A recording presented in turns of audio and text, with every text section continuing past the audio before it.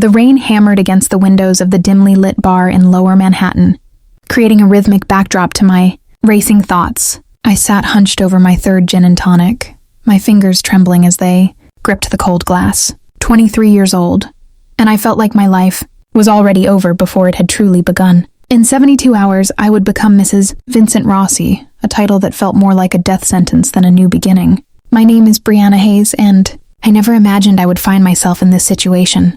6 months ago, my father's construction company went bankrupt after a series of bad investments, and what I later learned were sabotage contracts. The debt collectors came knocking, threatening to take everything. Our family home in Queens, my younger sister's college fund, even my mother's small catering business that she had built from nothing.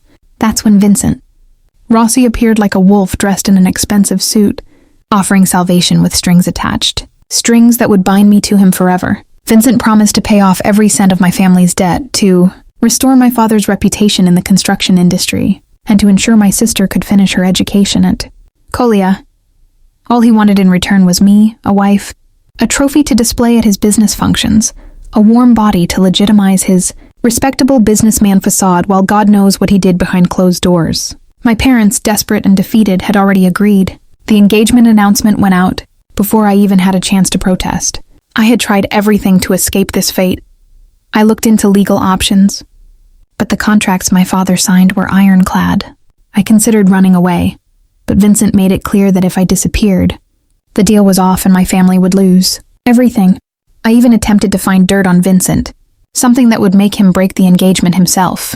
But the man was careful. Too careful. His public persona was spotless. Successful import-export businessman, a philanthropist, a pillar of the community. But I had seen glimpses of the real Vincent during our brief supervised courtship. The way his eyes turned cold, when he thought no one was watching, the bruises I noticed on his assistant's wrist, the fear in the eyes of his staff members. Tonight was supposed to be my bachelorette party, a small affair, organized by my cousin Sophia, but I had slipped away from the noisy club in Tribeca, unable to pretend for one more second that I was a happy bride-to-be. Instead, I found myself in this quiet bar, nursing my drinks and contemplating the impossible. The bartender, an older woman with kind eyes, had stopped asking if I was okay after the second drink. She could probably sense I wasn't in the mood for small talk. The bar was nearly empty at this late hour on a Tuesday night. A couple sat in a dark corner booth, wrapped up in each other. An older man read a newspaper at the far end of the bar. And then there was him. The man who had caught my attention the moment I walked in. Though I had been too lost in my misery to really notice until now, he sat 3 stools away from me, nursing what looked like expensive whiskey, his posture radiating a kind of controlled power that should have warned me away. He was tall. I could tell even though he was seated with broad shoulders that filled out his dark suit jacket perfectly. His hair was black, slightly longer than conventional business style, pushed back from a face that could have been carved from marble. Sharp jawline, straight nose, lips that looked like they rarely smiled. But it was his eyes that truly captured me when he finally turned his head in my direction, gray like storm clouds with an intensity that made my breath catch. Rough night. His voice was deep, smooth, with an edge that suggested he was no stranger to difficult situations himself. I let out a bitter laugh. You could say that. More like a rough life, actually. The alcohol had loosened my tongue, lowered my inhibitions. Normally, I would never talk to a stranger in a bar, especially not a man, who radiated danger the way this one did. But what did it matter now? In 3 days, I would be Vincent's property anyway. He shifted, moving 1 stool closer, and I caught the scent of his cologne, expensive, with notes of cedar and something darker, more primal. Want to talk about it? His gray eyes studied me with an intelligence that made me feel like he could see right through my defenses. Maybe it was the alcohol. Maybe it was the desperation. Maybe it was the fact that this stranger would never see me again after tonight. Would never know if I went through with the marriage or threw myself off the Brooklyn Bridge instead. Whatever the reason, the words started pouring out of me like a confession. Like a dam breaking after holding back floodwaters for too long. I'm supposed to get married in 3 days, I began, my voice shaking. To a man I barely know, a man I don't love. A man who terrifies me, if I'm being honest. I took another sip of my drink, the gin burning down my throat. But I can't say no. If I do, my family loses everything. My father will be ruined. My sister will have to drop out of college. My mother's business will be seized. It's all tied up in contracts and agreements that I didn't sign, but that bind me anyway because I'm the price for my family's salvation. The stranger listened without interrupting, his expression unreadable. When I paused to take a breath, he signaled to the bartender to bring us both fresh drinks.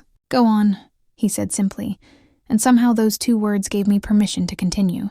"Vincent Rossi," I said the name like a curse. "That's who I'm supposed to marry. Everyone says I'm lucky. He's successful, wealthy, handsome in that polished way, but there's something wrong with him, something cruel underneath all that charm.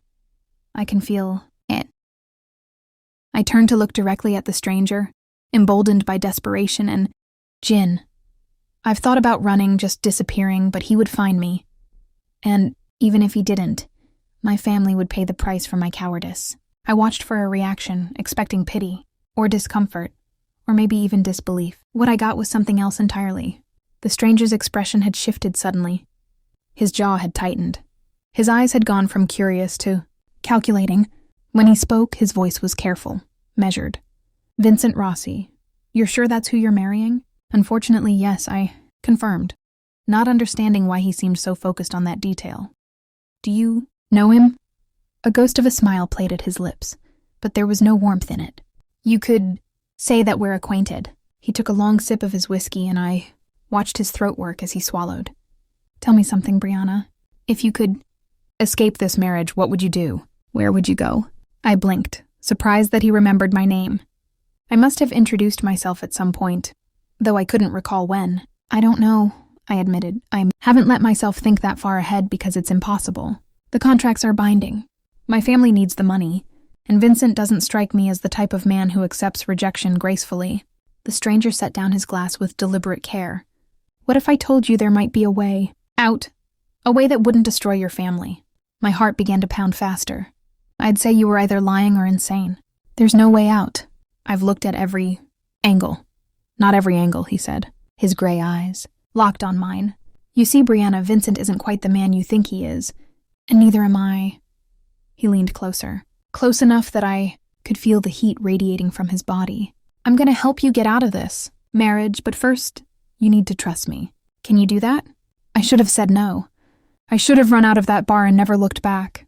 Everything about this man screamed danger, from his predatory grace to the calculated way he moved and spoke. But I was drowning, and he was offering me a lifeline, no matter how afraid it might be. "Why would you help me?" I asked, my voice barely above a whisper. "You don't know me. I'm nobody." He reached out and brushed a strand of wet hair from my face, his fingers warm against my skin. The gesture was intimate, too familiar for strangers. But I didn't pull away. Let's just say I have my reasons. Reasons that have nothing to do with charity. His hand dropped back to his glass.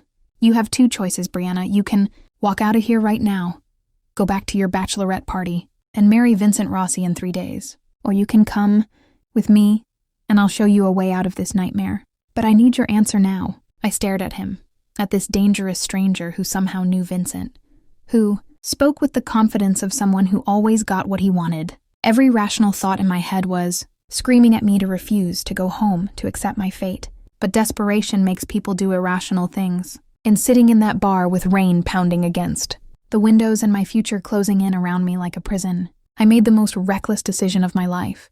"Okay," I whispered. "I'll come with you. I'll trust you." I met his gray eyes, directly. "But I need to know one thing first. What's your name?"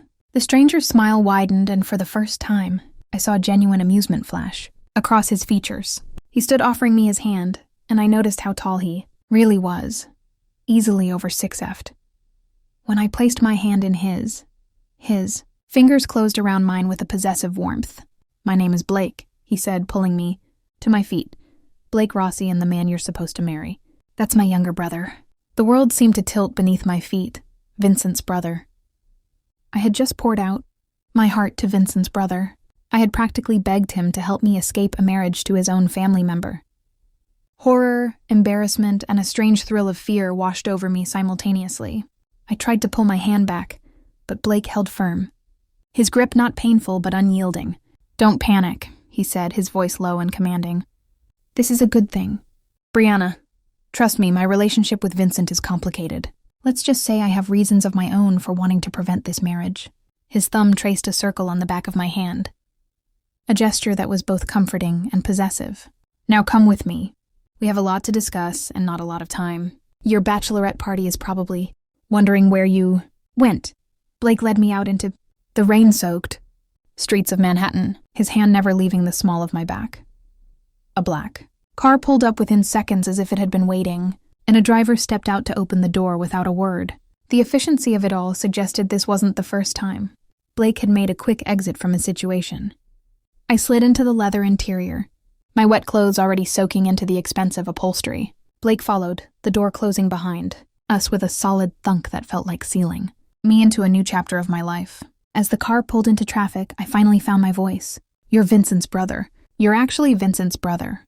I couldn't stop repeating it, my mind struggling to process this revelation. "Why didn't you stop me? Why did you let me say all those things about him?" Blake poured 2 glasses of what looked like very expensive scotch from a built-in bar in the car.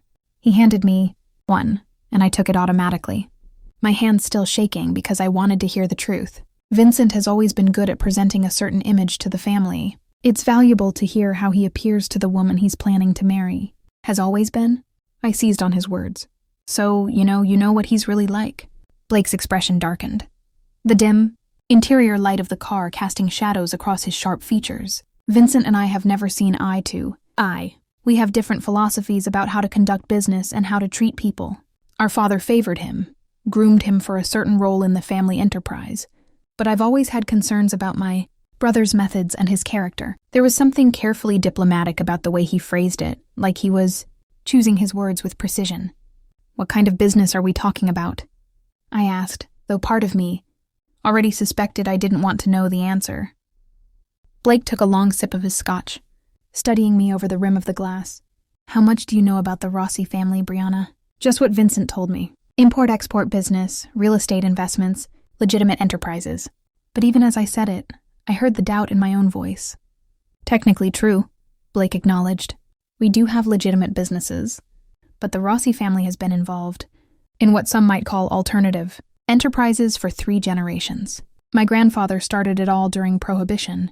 My father expanded the operation, and now," he paused, his gray eyes assessing whether I could handle the truth. "Now I run things, not Vincent, me." The implications hit me like a physical blow. "You're saying you're in the mafia?" "The actual mafia? Such an outdated term," Blake said, his lips quirking in amusement. "We prefer to think of ourselves as a family business with diverse interests. But yes, essentially that's what I'm saying. I'm the head of the Rossi family in everything but name. Vincent handles our public F-facing legitimate operations, which he resents because he wants my position. He's always wanted it. I should have demanded the driver let me out immediately. I should have thrown myself from the moving car if necessary. Instead, I found myself asking, if you're in charge, why does Vincent want to marry me? What does my family's debt have to do with any of this?" "That's a very good question," Blake said approvingly, "and one I've been trying to answer myself. Your father's construction company is small, barely worth Vincent's attention. The debt he took on wasn't substantial by our standards, which means Vincent has other reasons for forcing this. Marriage. Reasons he hasn't shared with me or the family council." The car turned onto a quieter street, the rain still hammering against the windows. My mind was reeling, trying to process everything Blake was telling me. "So, you're saying this whole thing, my family's financial troubles, Vincent's sudden offer to help. It was all calculated. He orchestrated it. I don't know yet," Blake admitted. "But I intend to find out, and that's where you come in, Brianna. You're going to help me understand what my brother is really planning. And in exchange, I'm going to get you out of this marriage and make sure your family stays safe and solvent." "Why?" I demanded, my fear giving way to frustration. "Why would you do that? What's in it for you besides causing problems with your own brother?" Blake leaned forward, his presence overwhelming in the confined space of the car.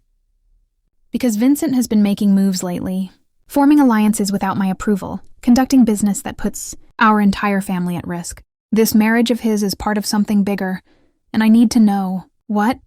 Plus," his voice dropped lower, more intimate, "I don't approve of forced marriages. Call it a personal principle." The car pulled up to a tall building in Midtown, one of those sleek glass towers that housed expensive condos and penthouses. The driver opened the door and Blake stepped out, offering me his hand again. I hesitated, knowing that if I took it, If I followed him inside, I was crossing a line I could never uncross. "Where are we?" I asked. "My home," Blake replied simply. "You'll stay here tonight, maybe longer, depending on how quickly we can work out a solution to your situation. You can't go back to your apartment. Vincent probably has people watching it, and you definitely can't return to your family's house. But my cousin Sophia, the bachelorette party, they'll worry. They'll call Vincent." Panic started to rise in my chest as the reality of what I was doing began to sink in. "I'll handle it," Blake assured me, his voice calm and authoritative, in a way that suggested he was used to handling crises. "We'll say you weren't feeling well, that a friend took you home to sleep it off. No one will question it. Tomorrow we'll figure out our next steps." I looked up at the building, its windows gleaming in the rain, each one probably worth more than my family's house. Then I looked at Blake, at this dangerous man who claimed he wanted to help me, who had his own reasons for interfering with his brother's plans. Every instinct told me I was making a terrible mistake. But what was my alternative? Go back to Vincent? Walk into that marriage with my eyes wide open to what he might be? I took Blake's hand and let him lead me inside.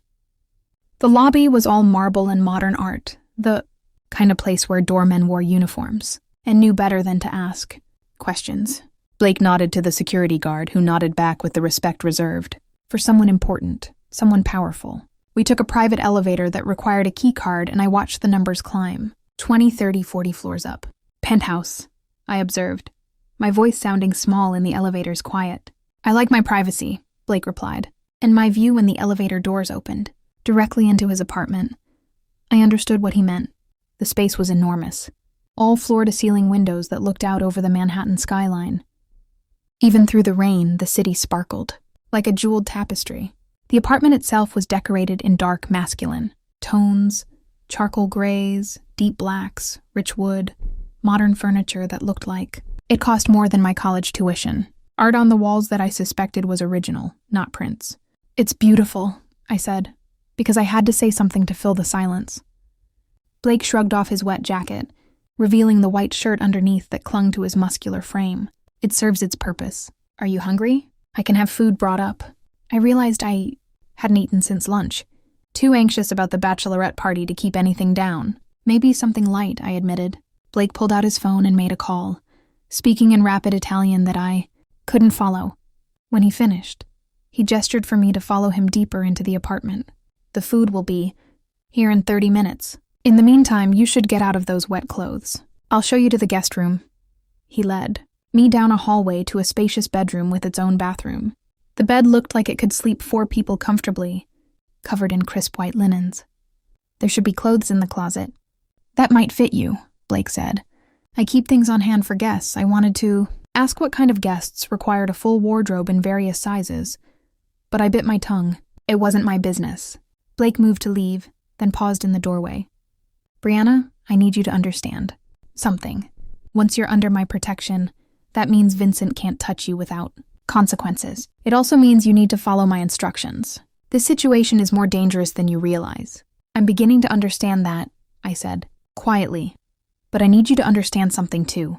I'm not a helpless victim. I'm desperate, yes, but I'm not stupid. If you're using me to get to Vincent, to play some kind of family power game, I need to know."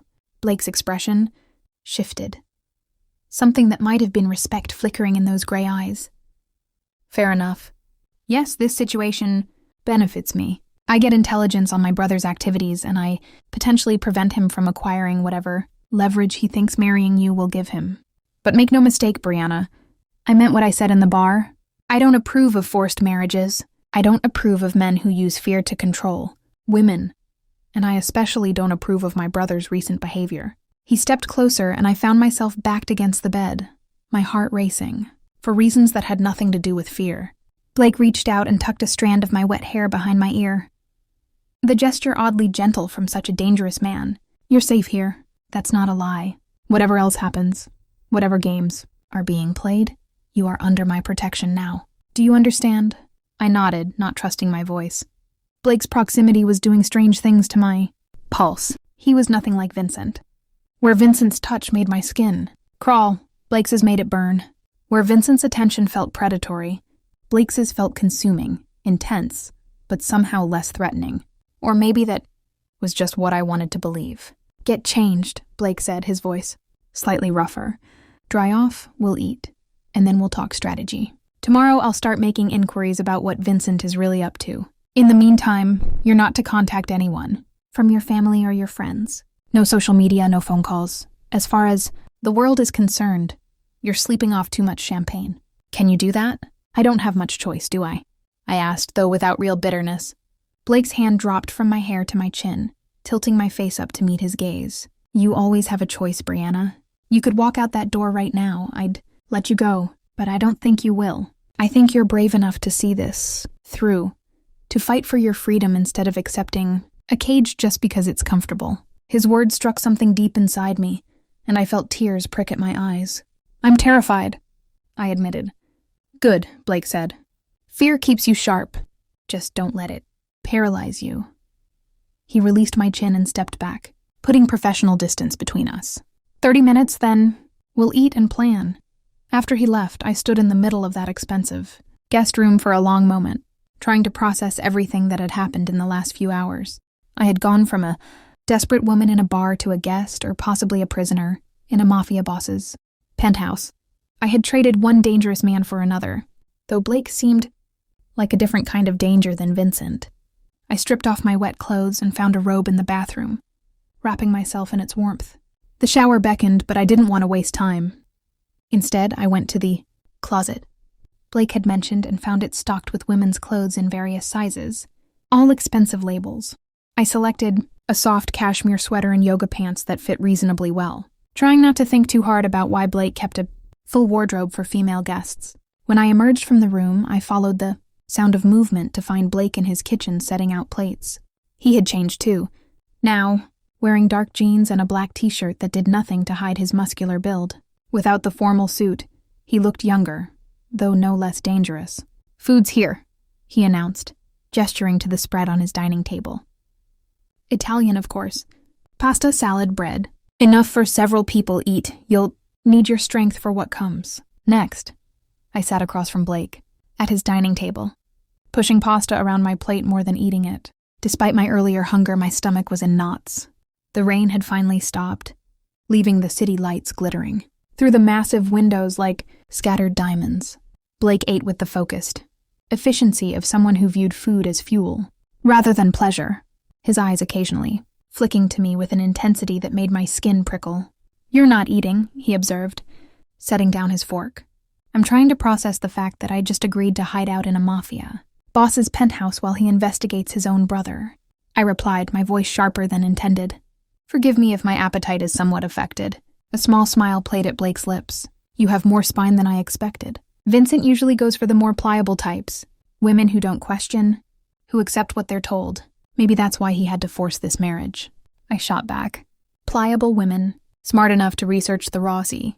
Family probably wouldn't agree to. Marry into it voluntarily. Blake's smile widened into something that might have been genuine amusement. Probably not. Tell me about your research. What did you find? I took a sip of the wine he'd poured. A red that probably cost more than my monthly rent. Not much, honestly. Your family keeps a very clean public profile. Legitimate businesses, charitable donations, no scandal. The closest thing I found to controversy was your father's death 3 years ago. And even that was just speculation about whether it was really a heart attack or something more sinister. Blake's expression went cold, a wall slamming down behind his eyes. It was a heart attack. Natural causes. My father had been ill for some time, though he tried to hide it. He paused, seeming to debate how much to share. What else? I found that you exist barely. A few photos from charity events, mentions in business journals, but Vincent is everywhere in the public records. He's the face of Rossi Enterprises, which I now understand is intentional. Very good, Blake said approvingly. Vincent loves the spotlight, loves being seen as a successful businessman. It suits our purposes to let him have that visibility, while I handle the more delicate aspects of our family's interests. But lately he's been pushing for more power within the organization, more say in our operations. This marriage is part of that push. I'm certain of it. I set down my wine glass with enough force that it clinked against the table. So, what does he want with me? I'm nobody special. My family's construction company is small time. What could I possibly offer him? Blake leaned back in his chair, studying me with those calculating gray eyes. That's what I need to find out. But I have theories. Your father's company, despite its size, has contracts with the city, with developers, access to permits, to building projects, to information about urban development. Vincent could use that access for any number of purposes. Money laundering through construction projects, securing information about upcoming development deals, creating legitimate fronts for illegitimate operations. The pieces began falling into place in my mind, and I felt sick. My father thought Vincent was helping us out of generosity. But Vincent caused our financial problems in the first place, didn't he? He sabotaged the contracts, drove us into debt deliberately. Most likely, Blake confirmed. It's his style. Create the problem, then offer the solution. The person you're saving always feels grateful, obligated. They don't question your motives too closely. I pushed back from the table, too agitated to sit still. I walked to the windows, pressing my hands against the cool glass, staring out at the city that suddenly felt like a cage. My family has no idea. They think they're making a smart move, securing our future. They don't know they're handing me over to a criminal and giving him control over my father's business. I felt Blake's presence behind me before I heard him move. He was quiet for someone so large, predatory in his grace. They'll never have to know, he said, softly. If we handle this correctly, your family's debt will be cleared. Their business will be secure, and you'll be free. Vincent won't be able to touch any of you. I turned to face him, finding him closer than I'd expected. In the dim light from the city, his features looked even sharper, more dangerous. How? How can you promise that? He's your brother. Won't there be consequences for interfering with his plans? There will be consequences, Blake acknowledged, but I'm willing to face them. Vincent has been crossing lines. Brianna. This marriage scheme is just the latest example. He's been conducting unauthorized deals, forming alliances with families that we've traditionally avoided, taking risks that put our entire organization in jeopardy. The council has been patient with him because he's family, because he's my brother. But patience has limits. The council, I asked, the family's ruling body, 5 members, including myself and Vincent. We make decisions, collectively about major operations, about territory, about alliances and conflicts. Vincent has been circumventing the council's authority, acting independently. It's created tension. I processed this, my mind racing. So, helping me escape this marriage isn't just about doing the right thing. It's about politics, power. You're using this situation to undermine Vincent's position within your organization. Blake didn't deny it. I told you I had my own reasons, but that doesn't make my promise to protect you any less real. Sometimes the right thing to do aligns with strategic advantage. This is one of those times. I should have felt manipulated, used, and part of me did. But another part, a part I didn't want to examine too closely, was relieved. Blake's political motivations meant he had a vested interest in keeping me safe. Personal honor could be a fragile thing, but self-interest was reliable. What happens now, I asked. Do I just hide here until you figure out Vincent's real plan? For tonight, yes. Tomorrow, I'll start making inquiries. I have people who gather information, who can trace Vincent's recent activities. I'll also need you to tell me everything. You can remember about your interactions with Vincent. Every conversation, every meeting, every time he said something that struck you as odd. Details matter. I nodded, exhaustion suddenly crashing over me. The adrenaline that had been keeping me upright was fading, leaving me hollow and shaky. I'm tired, I admitted. This has been the longest night of my life. Blake's expression softened slightly, a crack in his dangerous facade. Go to bed. We'll talk more in the morning. I'll be in my office making some calls, arranging things. If you need anything, I'm down the hall, last. Door on the right. I moved toward the hallway, then paused. Blake, thank you for helping me. Even if it is for your own reasons, I'm grateful. He said nothing, just watched me with those unreadable gray eyes. I fled to the guest room, closing the door behind me and leaning against it as if I could physically block out the complicated, dangerous situation I'd gotten myself into. But sleep didn't come easily. I lay in that enormous bed, staring at the ceiling, my mind replaying the events of the night. Every time I closed my eyes, I saw Vincent's cold smile, remembered the fear that had been my constant companion since the engagement announcement. Then I would think of Blake, of the way he'd looked at me in the bar, the intensity of his focus. He was dangerous in a completely different way than Vincent, Vincent's danger was petty, cruel, personal. Blake's danger was vast, controlled, absolutely lethal if provoked. I must have eventually dozed off because I woke, with a start to find early, morning light filtering through the windows for a disoriented moment. Didn't know where I was. Then memory crashed back. Blake's penthouse, the confession in the bar, the revelation about the Rossi family. I got up and showered, using the expensive products in the bathroom, trying to wash away the feeling of being trapped in a situation spiraling beyond my control. When I emerged, dressed in clothes from the mysterious guest closet, I found Blake in the kitchen making coffee. He looked like he hadn't slept at all. Dark circles under his eyes, but otherwise alert and focused. "Morning," he said, pouring me a cup without asking. "We need to talk." That ominous phrase sent anxiety skittering down my spine. "What did you find out?" Blake gestured for me to sit at the kitchen island. He remained standing, his body language tense. "I made some calls last night, spoke to people I trust. Vincent has been busy. In the last 6 months, he's been meeting regularly with the Castellano family, specifically with Marco Castellano. Do you know who that is?" I shook my head. Should I? "The Castellanos are our competitors, for lack of a better word. They control territory in New Jersey and parts of Brooklyn. We have an uneasy truce with them, established by my father before he died. Vincent, meeting with them without authorization is a serious breach of protocol." "What kind of meetings?" I asked, though I wasn't sure I wanted to know the answer. "That's what I'm still trying to determine, but I have theories, and this is where your marriage comes in. Brianna, your father's construction company, has been working on a major development project in Red Hook, a mixed-use complex, residential, commercial, with significant waterfront access. Do you know about this?" I frowned, trying to remember vaguely. "Dad mentioned it months ago. Said it was the biggest contract his company had ever landed. He was excited about it." Blake's jaw tightened. "That property is in disputed territory. The Castellanos claim it. Falls under their influence. But technically it's in an area we control.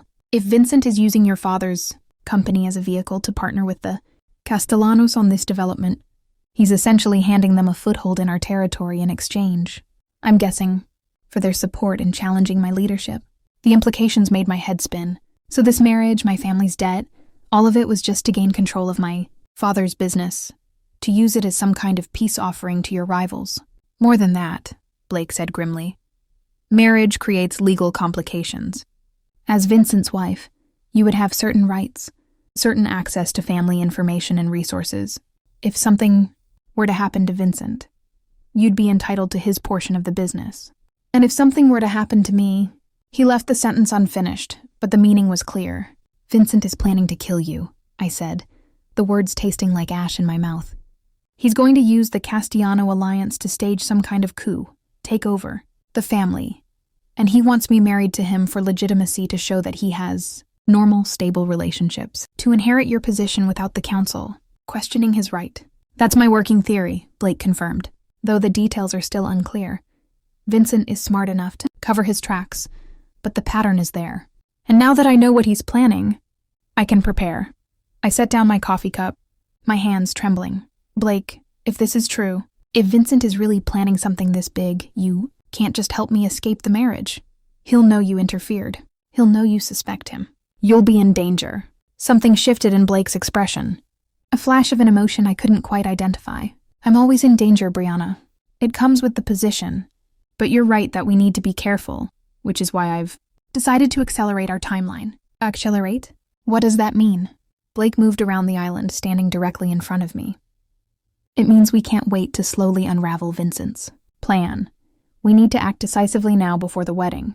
I'm calling an emergency council meeting for tomorrow night. I'll present evidence of Vincent's unauthorized dealings with the Castellanos, his manipulation of your family's situation, his attempts to circumvent family authority. The council will have to act." My breath caught. "And what happens to me during all this? If Vincent finds out I'm here, if he realizes I went to you..." Blake's hands came up to frame my face, his touch surprisingly gentle. "He won't touch you. I promise you that. But we need to keep you hidden for the next 48 hours. After the council meeting, after Vincent's been dealt with, you'll be free. Your family's debt will be cleared through legitimate channels. Your father's company will be protected, and Vincent won't be in a position to threaten any of you ever again." "Dealt with," I repeated. What does that mean exactly? What will the council do to him? Blake's eyes went cold. That depends on what the council decides.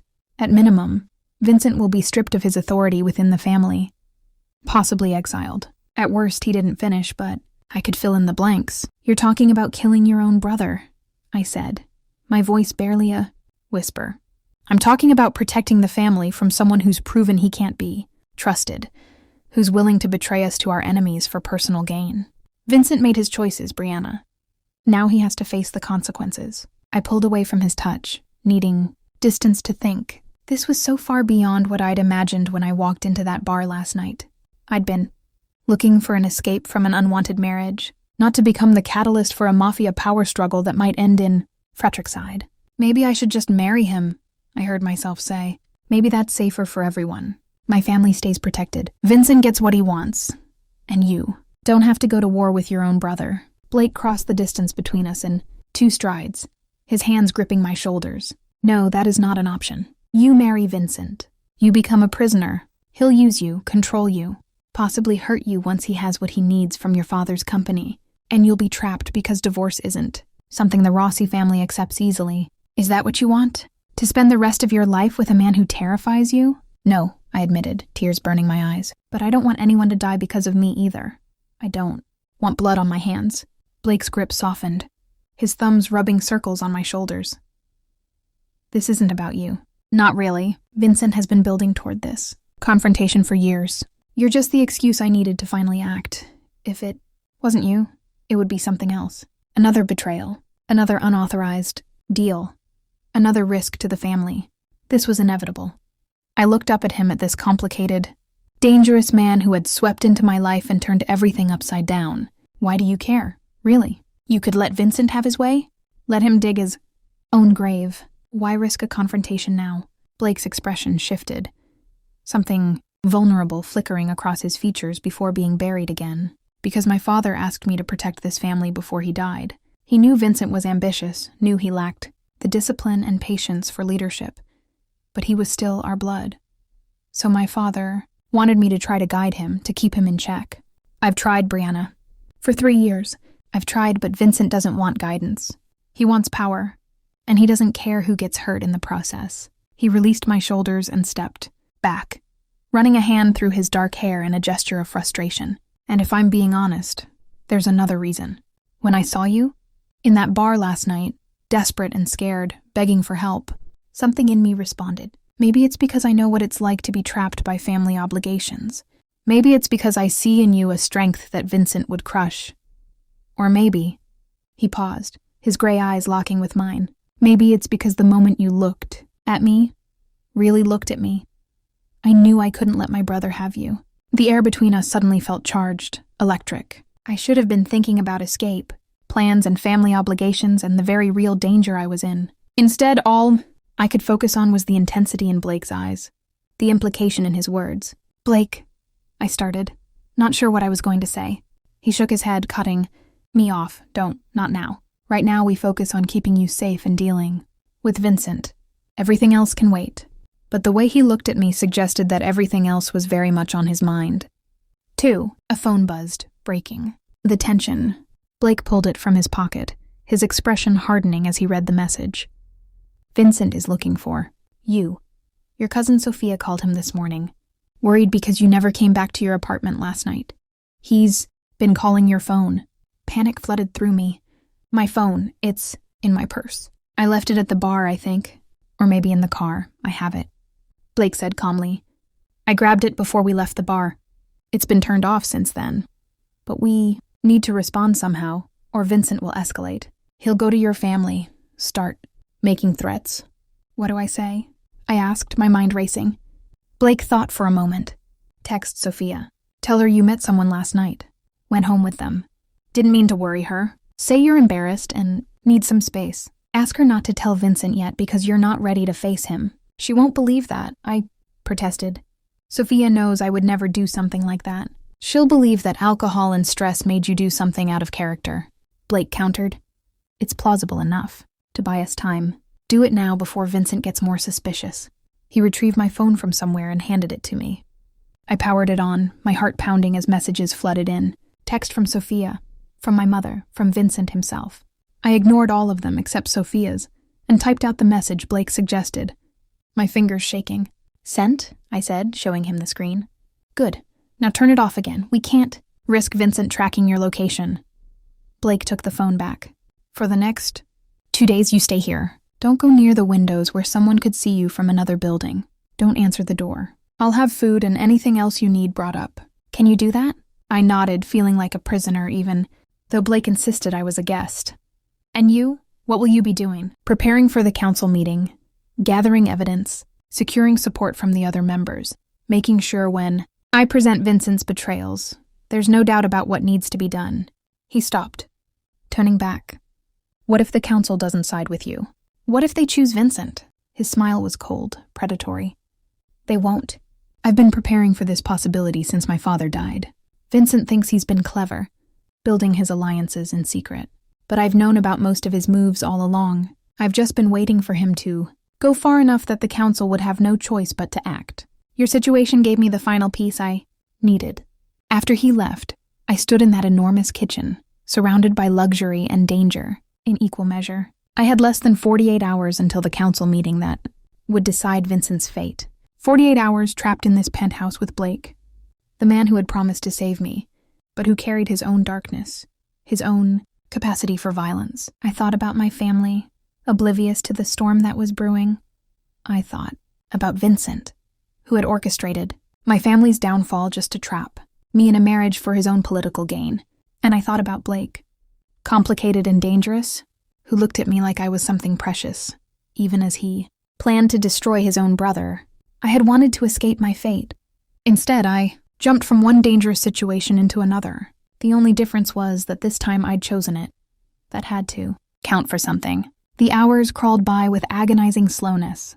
I spent the first day exploring Blake's penthouse like a caged animal pacing its boundaries, careful to stay away from the windows as instructed. The apartment was a study in controlled luxury, expensive but not ostentatious, comfortable but not warm. Everything was chosen with purpose, nothing left to chance. It reminded me of Blake himself. I found his library, a room I hadn't noticed the night before. Floor-to-ceiling shelves filled with books, an eclectic mix of classical literature, history, philosophy, and surprisingly poetry. I pulled out a worn copy of Dante's Inferno, finding notes in the margins written in Blake's precise handwriting. The man who ran a criminal empire spent his free time reading about hell. The irony wasn't lost on me. Blake himself was largely absent that first day. He would appear briefly to check on me, to bring food or make sure I had everything. I needed, then disappear again into his office. I could hear him sometimes through the walls, speaking in rapid Italian on the phone, his voice hard and commanding. This was the real Blake. I realized the mafia boss, not the man who had looked at me with something like tenderness that morning. By the evening of the first day, I was climbing the walls with anxiety and boredom. I had texted Sophia again, maintaining the fiction that I was with someone new, buying us more time. But I knew that excuse wouldn't hold much longer. Vincent would demand to see me soon, and when I didn't appear, he would start making threats. I was staring at my phone, debating whether to risk calling my mother just to hear her voice when Blake appeared in the doorway of the library. He looked exhausted, his shirt rumpled, his hair disheveled from running his hands through it, but his eyes lit up slightly when he saw me curled up in his reading chair.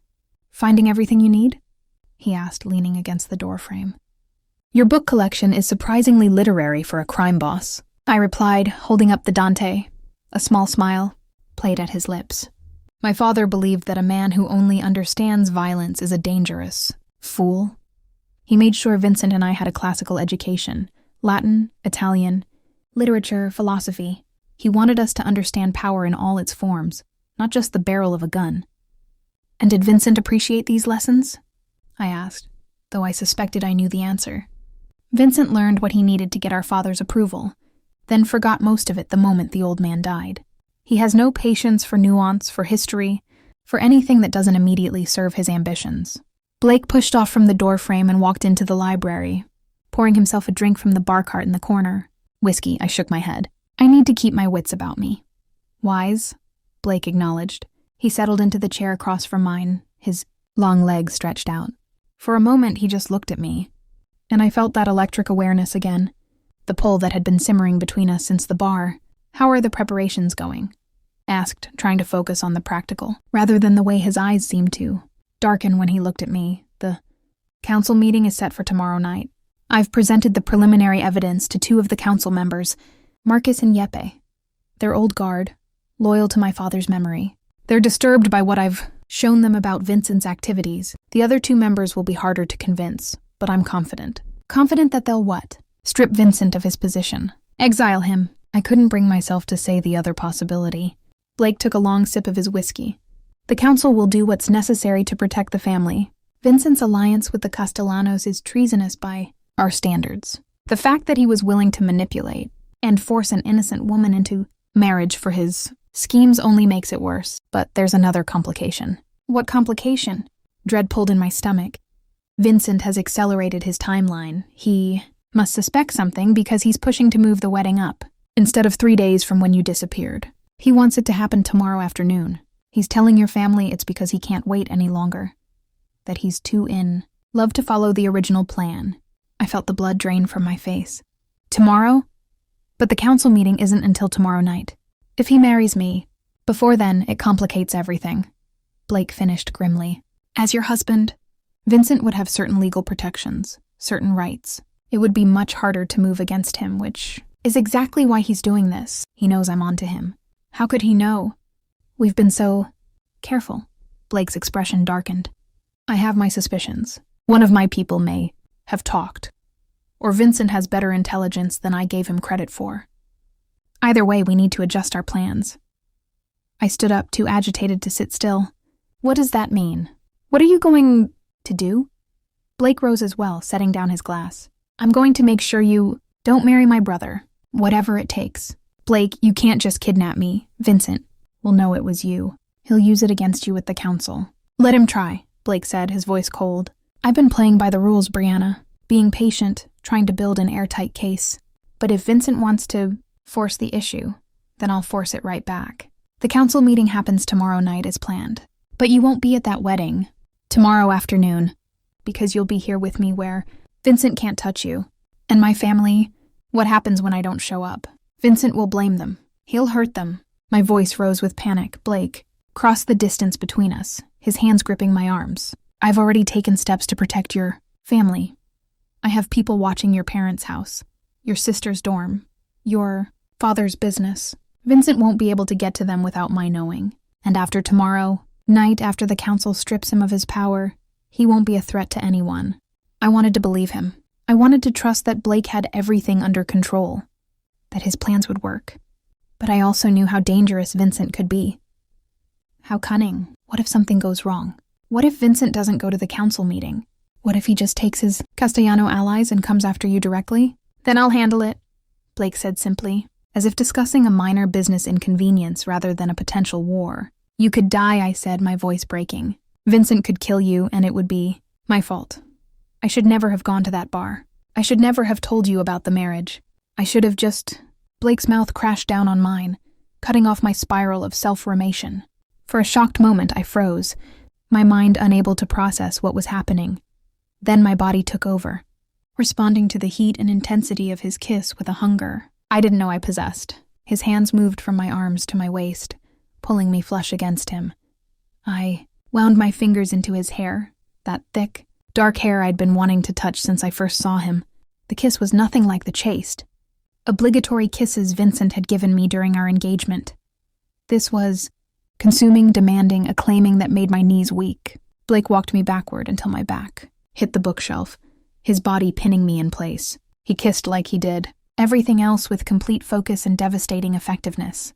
When he finally pulled back, we were both breathing hard, my lips swollen, his eyes almost black with desire.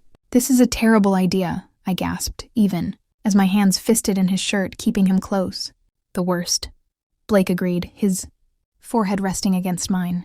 "You're my brother's fiancé. You're under my protection. I should be keeping you at a professional distance." His thumb traced my bottom lip. "But I stopped being professional the moment I saw you in that bar, looking like you were drowning and needed someone to save you." "I don't need saving," I protested weakly, though my body was betraying me, arching into his touch. "I know," Blake said, and there was something like admiration in his voice. That's what makes you dangerous. You're not a victim, Brianna. You're a fighter who was temporarily backed into a corner. That strength, that fire, it calls to something in me. His mouth found mine again, slower this time, but no less intense. I knew I should push him away, should maintain some distance, until this situation with Vincent was resolved. But I'd spent months being afraid, being controlled, being forced, into a future I didn't want. Kissing Blake felt like rebellion, like reclaiming some piece of myself that Vincent had tried to steal. When we finally broke apart again, reality crashed back in. Blake, we can't. Not like this. Not. While everything is so uncertain. He stepped back, running a hand through his hair in that gesture of frustration I was coming to recognize. You're right. I'm sorry. That was inappropriate given the circumstances. Don't apologize, I said quickly. I kissed you back. I wanted it. But we need to focus on surviving the next 24 hours. After that, if we're both still alive and Vincent is no longer a threat, then maybe. Blake echoed, his gray eyes holding mine with an intensity that made promises he wasn't voicing. The spell was broken by Blake's phone buzzing. He pulled it out, his expression hardening as he read the message. Vincent is at your parents' house. He's demanding to know where you are. Your mother is trying to stall him, but he's getting aggressive. Fear spiked through me. We have to do something. He'll hurt her. He won't, Blake said with absolute certainty.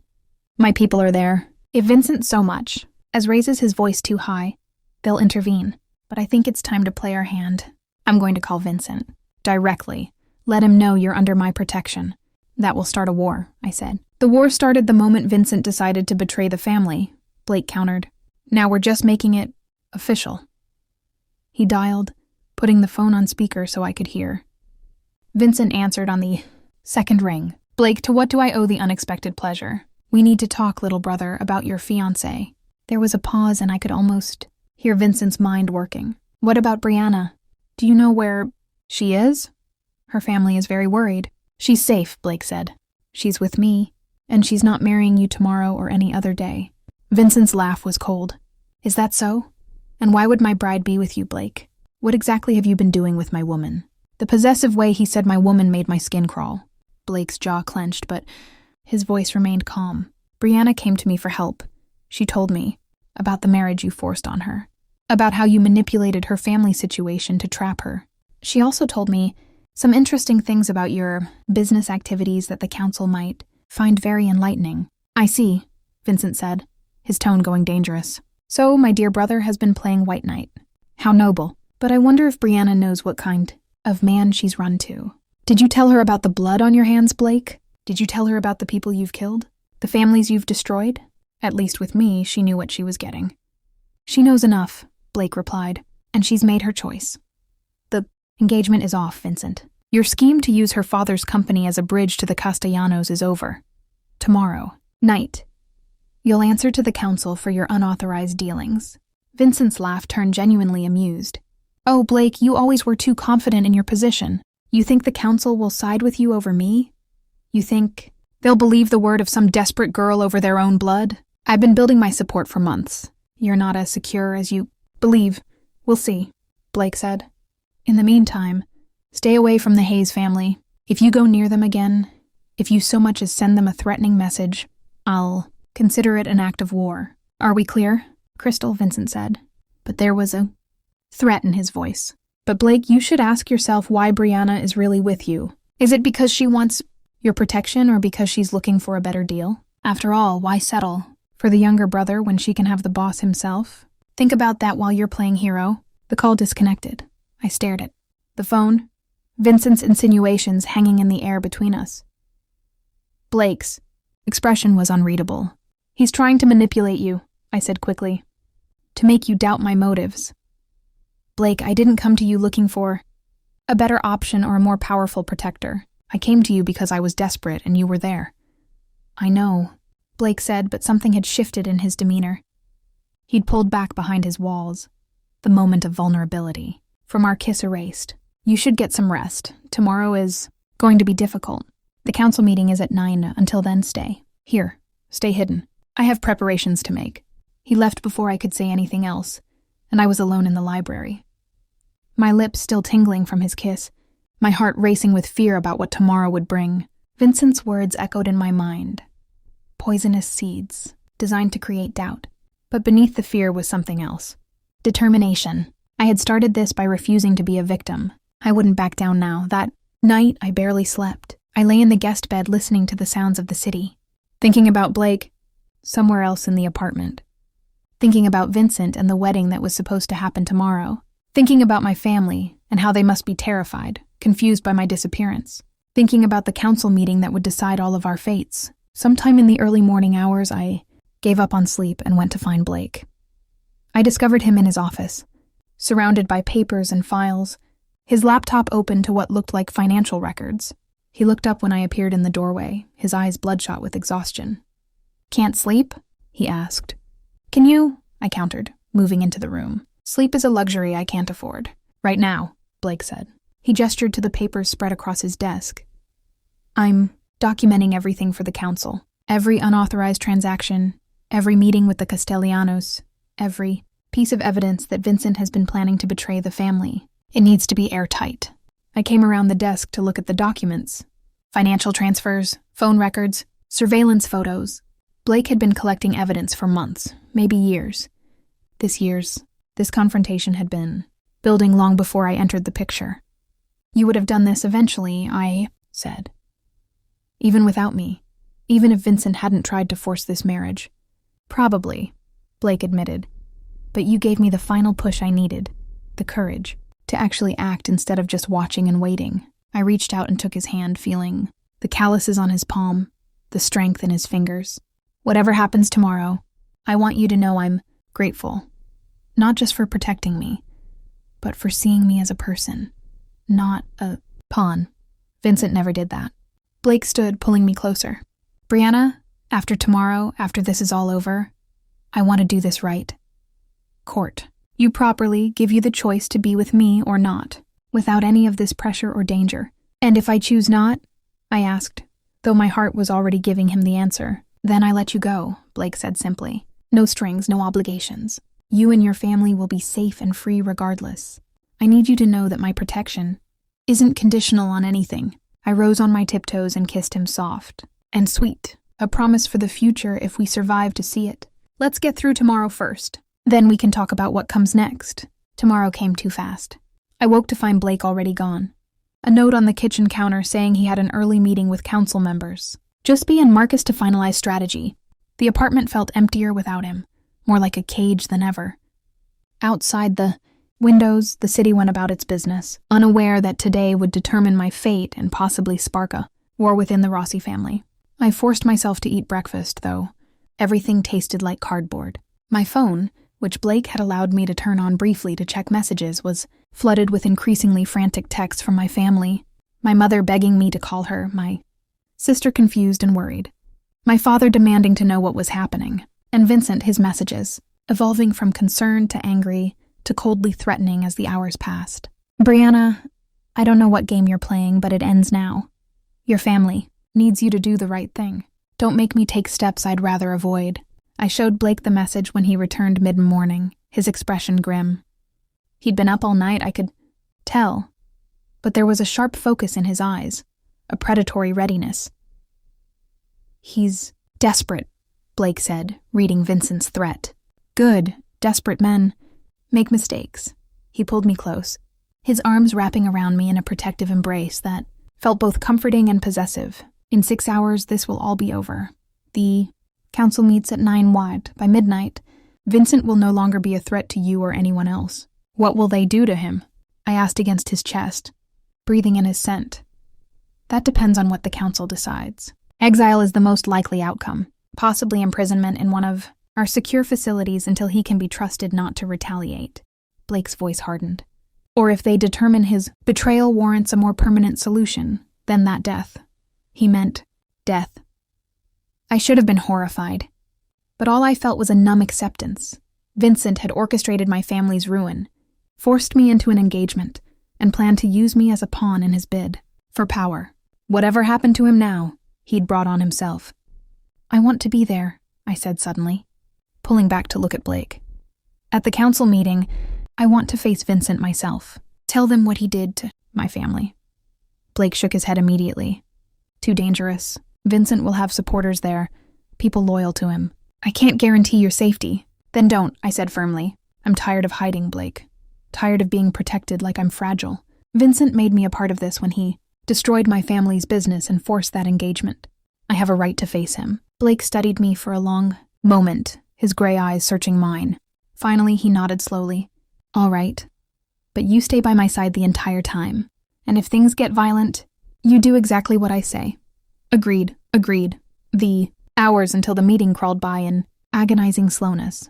Blake made me eat lunch, made me rest, made me promise, again, that I would follow his lead at the council meeting. As evening approached, he laid out clothes for me, a simple black dress that was elegant but not provocative, low heels I could run in if necessary. When I emerged dressed, Blake was in a perfectly tailored suit, looking every inch the mafia boss he was. You look beautiful, he said, his voice rough and brave. Whatever happens tonight, Brianna, I want you to know that meeting you changed something in me, reminded me that there are still things worth fighting for beyond power and territory. I crossed to him and straightened his tie, a domestic gesture that felt surreal given the circumstances. Win tonight, Blake. Protect your family. Protect mine. Then we'll figure out what comes next for us. He kissed me deep in claiming a promise, and a goodbye just in case. Then we left the penthouse together, heading toward a confrontation that had been building for years. The council meeting was held in a private dining room of an Italian restaurant in Little, Italy, a place that had been Rossi family territory for 3 generations. Blake's driver dropped us at a back entrance, and we were escorted through the kitchen by men with cold eyes and visible weapons. The restaurant had been closed for the evening, the only people inside those connected to the family. The council room was dominated by a long table where 5 chairs sat. Blake led me to his seat at the head of the table, positioning me slightly behind him. The other council members were already arriving. Giuseppe, an elderly man with sharp eyes who'd known Blake's father, Marcus younger but with a brutal scar across his face, Elena, the only woman on the council, beautiful and dangerous, and Salvatore, who looked nervous, his eyes darting around the room. And then Vincent arrived. My ex-fiancé looked immaculate in a gray suit, his dark hair perfectly styled, his smile charming as he greeted the council members. But when his eyes found me standing behind Blake, his expression turned to ice. Brianna, he said, his voice dripping false concern. Thank God you're safe. When you disappeared, I was so worried. Your family has been beside themselves. She's exactly where she needs to be, Blake said before I could respond, his voice hard. Under my protection, away from your manipulation. Vincent's smile turned sharp. Is that what she told you? That she needs protection from me? Brother, I think you've been deceived. Brianna and I had a small disagreement before the wedding. Pre-wedding jitters, nothing more. She ran to you to make me jealous, and you fell for it. Liar, I said, stepping forward, my voice steady, despite my racing heart. You destroyed my family's business deliberately to force me into marrying you. You manipulated my father's contracts, created the debt that trapped us. This was never about love or even desire. It was about using my father's company as a bridge to the Castellanos. Vincent's mask slipped for just a moment, rage flashing in his eyes before he controlled it. Wild accusations. You have no proof. I have all the proof we need, Blake said, spreading documents across the council table. Financial records showing Vincent's manipulation of Hayes Construction's contracts. Photos of his unauthorized meetings with Marco Castellano. Testimony from our own people about Vincent's plans to cede Red Hook territory in exchange for Castellano support in challenging my leadership. The council members leaned forward, examining the evidence with grave expressions. Josep's face darkened with anger. Marcus's scar seemed to whiten against his skin. Only Salvatore looked uncomfortable, and I suddenly understood. He was Vincent's ally on the council. This is a coup, Vincent said, his voice rising. Blake has been planning to remove me for years, and now he's using this girl as an excuse. Everything I've done has been for the family's benefit. The Castellano alliance would have expanded our territory, increased our profits. At what cost? Blake demanded, giving them a foothold in our core territory. Marrying a woman you deliberately trapped to legitimize your plans. Conducting deals without counsel. Approval. You violated every principle our father established. Our father, Vincent spat, who gave you everything while I had to fight for scraps. You inherited his position, his respect, his power. All I wanted was a chance to prove myself, to show I could lead just as well as the precious heir. The raw bitterness in his voice made everything clear. This wasn't about business or territory. It was about two brothers and decades of rivalry and resentment that had finally exploded into something that couldn't be contained. Yeppe stood, his voice carrying the weight of authority. We've heard enough. Vincent Rossi, you are charged with conducting unauthorized business with rival families, manipulating civilians for personal gain, and planning to betray family territory. How do you plead? Vincent's face was a mask of barely controlled rage. I did what needed to be done. Blake has been too cautious, too soft. The family needs a leader who isn't afraid to take risks. You're not charged with being ambitious, Elena said coldly. You're charged with betrayal. Answer the question. Guilty or not guilty? Vincent's eyes swept the room, landing on Salvatore, who wouldn't meet his gaze. He'd lost, and he knew it. If doing what was necessary for this family's survival is betrayal, then yes, I'm guilty. Blake stood. The council will vote, all in favor of stripping Vincent of his position and authority within the family. Giuseppe voted yes immediately. Marcus followed. Elena's yes was decisive. Salvatore hesitated, then slowly raised his hand. Vincent had no support left. The vote is unanimous, Blake said. Vincent, you are hereby removed from all positions within the Rossi family business. You will be escorted to a secure facility where you will remain until we determine you're no longer a threat. Your assets are frozen, your contacts severed. Do you have anything to say? Vincent looked at me, then really looked at me, and I saw beneath the rage to something more dangerous. Obsession. You were supposed to be mine, Brianna. Everything I did to have you, and now my brother gets what I wanted. Always. Every time. I was never yours, I said firmly. I was never anyone's to be taken or owned. That was your first mistake.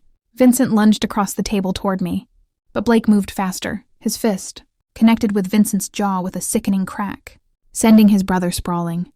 Security guards materialized from the shadows, hauling Vincent to his feet. Take him, Blake ordered. As they dragged Vincent away, still struggling, he screamed threats and curses that echoed through the restaurant. When the doors finally closed behind him, silence fell over the council room. Giuseppe approached Blake, clasping his shoulder. Your father would be proud. You did what had to be done. Blake nodded, his expression unreadable. What about the Castellanos? They'll retaliate for losing their inside connection. Let them try, Marcus growled. We'll remind them why the Rossis have held this territory for 3 generations. The council members filed out, leaving Blake and me alone in the room. I could see the weight of what he'd done settling on him. He'd just destroyed his own brother, however necessary it had been. Blake, I said softly, taking his hand. He pulled me into his arms, holding me so tightly I could barely breathe. It's over. You're free. Your family is free. Vincent can never hurt any of you again. What about you? Asked. Are you free? He pulled back to look at me, his gray eyes haunted but clear, as free as a man in my position can be. But for the first time in years, I don't feel the weight of my brother's betrayal hanging over me. I did what needed to be done. We left the restaurant together, stepping out into the New York night. Blake's driver was waiting, but I hesitated before getting in the car. What happens now to us? I mean, Blake cupped my face in his hands. Now I court you properly. No danger, no forced circumstances, just you and me. If that's what you want, you're free to choose, Brianna. Stay with me or walk away. Either way, you and your family are protected. The debt is cleared. Your father's business is secure. I thought about everything that had happened since I walked into that bar 3 days ago. The fear, the danger, the impossible choices. But I also thought about Blake. The way he'd protected me, believed in me, seen me as a partner rather than a possession. The way his kiss made me feel alive after months of feeling trapped. I choose you, I said simply. Not because I need protection or because I'm grateful. I choose you because you showed me I was worth fighting for, and because when I'm with you, I'm not afraid anymore. I'm powerful. Blake's smile was like sunrise breaking through storm clouds. He kissed me there on the street with his world watching, claiming me publicly in a way that left no doubt. When we finally broke apart, he whispered against my lips, "Then let's go home." Our home, together, 3 months later, I stood in Blake's penthouse. Our penthouse now, watching snow fall over Manhattan. So much had changed since that desperate night in the bar when I'd begged a stranger to save me from a forced marriage. I'd saved myself really, with Blake as my ally rather than my rescuer. My family's debt had been cleared through Blake's legitimate business channels. My father's company not only restored but thriving with new contracts that Blake helped secure. My parents knew I was with Blake Rossi, Vincent's brother, but they didn't know the full truth about the family business. They thought Blake was just a successful businessman who'd fallen for me. It was simpler that way, safer for them. Vincent remained in a secure facility, supposedly a private rehabilitation center for his breakdown. The truth was more complicated. He was essentially under house arrest, contained until the family could trust he wouldn't retaliate. Blake visited him sometimes, though he never told me what they discussed. Didn't ask. Some wounds were too deep for an outsider to understand. The Castellano situation had been resolved through a combination of strategic negotiations and a show of force that reminded them why the Rossis weren't to be challenged. Marco Castellano had lost face when his inside connection was removed, and he'd backed down rather than face a war he couldn't win. As for me, I'd transformed from a desperate girl into something else entirely. Blake didn't just protect me, he educated me about his world, taught me how the family business worked, introduced me to the legitimate and less legitimate sides of his empire. I learned to read financial statements that hid money-laundering operations. I sat in on meetings where territory disputes were resolved. I became Blake's partner in ways that went far beyond romance. "You're thinking too hard," Blake said, coming up behind me and wrapping his arms around my waist. I can practically hear the wheels turning. I leaned back against him, feeling safe and powerful in equal measure. I was thinking about how different my life is now. 3 months ago, I was terrified and trapped. Now I'm what exactly am I, Blake? He turned me in his arms to face him. "You're my partner, my equal, the woman I love." His gray eyes held mine intensely. "You're also becoming something the family hasn't seen in generations. A woman with real power and influence. The council members respect you. Even Yeppe, who's old school about women in the business, listens when you speak." It was true. I'd found my place in Blake's world not by pretending to be something I wasn't, but by being exactly who I was: smart, strategic, unafraid to challenge assumptions. Blake valued my insights precisely because I came from outside the mafia culture, because I saw solutions that lifelong mobsters missed. "Your father would never have imagined a woman at the council table," I said. "My father was a man of his time," Blake replied. "But times change. The family needs to evolve or die. You're part of that evolution, Brianna. You're helping me transform what the Rossis are into what they need to become." There was a knock at the door and one of Blake's men entered. "Boss, the meeting is ready. Everyone's waiting." Blake nodded, then looked at me. "Are you ready for this?" Today was significant.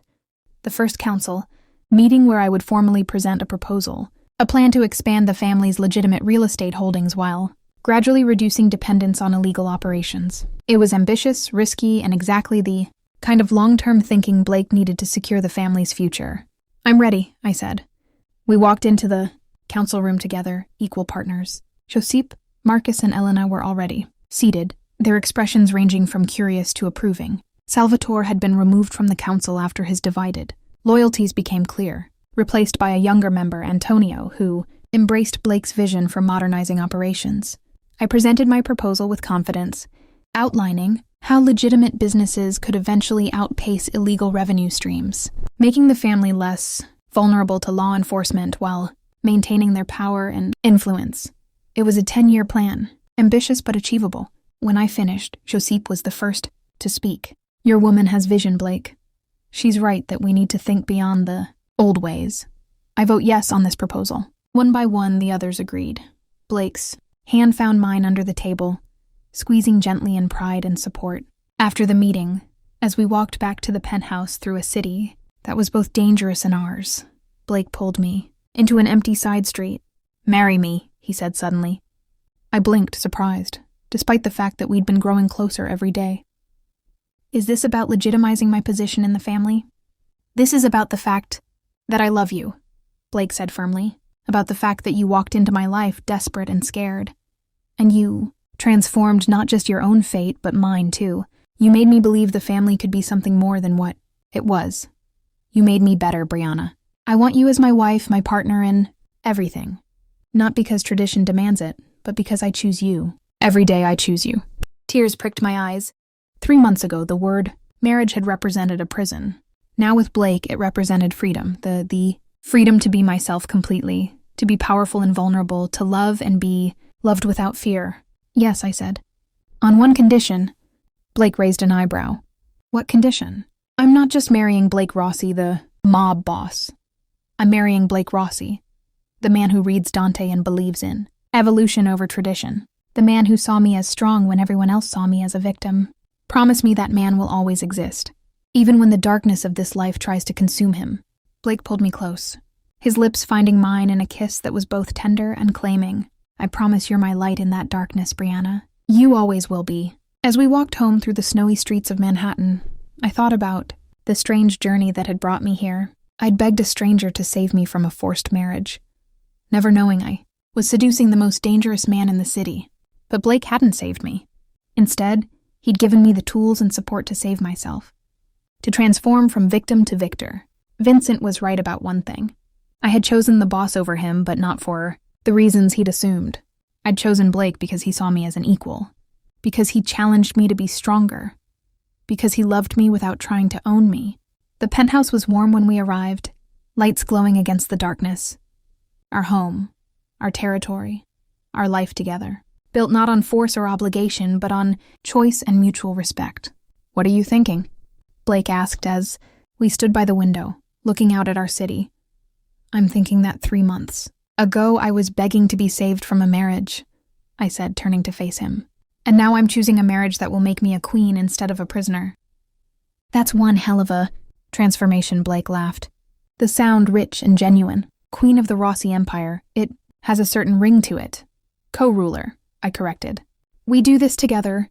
Blake equal. Partners transforming a criminal empire into something that can survive in the modern world. It won't be easy. Nothing worth having ever is, Blake replied, pulling me close. But if anyone can help me navigate the impossible, it's you. The woman who had the courage to ask a stranger for help, who turned a desperate situation into an opportunity, who looked at a mob boss and saw not just danger but potential. As the snow fell over Manhattan, covering the city in pristine white, I kissed my future husband and thought about the future we would build together. Not the future Vincent had tried to force on me, but one I'd chosen for myself. A future where I wasn't just Mrs. Blake Rossi, mob wife, and trophy. I was Brianna Hayes Rossi, strategist, partner and architect of the family's transformation. I'd begged a stranger to save me from marriage to a monster. Instead, I'd found a partner who helped me become the woman I was always meant to be. Powerful, respected, and finally truly free. The wedding would happen in spring, a private ceremony with only family. And after that, the real work would begin, transforming the Rossi family empire from within, modernizing their operations, securing their future. It was ambitious, maybe impossible, but as Blake's arms tightened around me and I looked out at the city we would rule together, I knew we could do it. After all, I'd survived Vincent's manipulation, helped bring down his coup, and earned the respect of one of New York's most dangerous families. If I could do all that in 3 months, imagine what I could accomplish in a lifetime.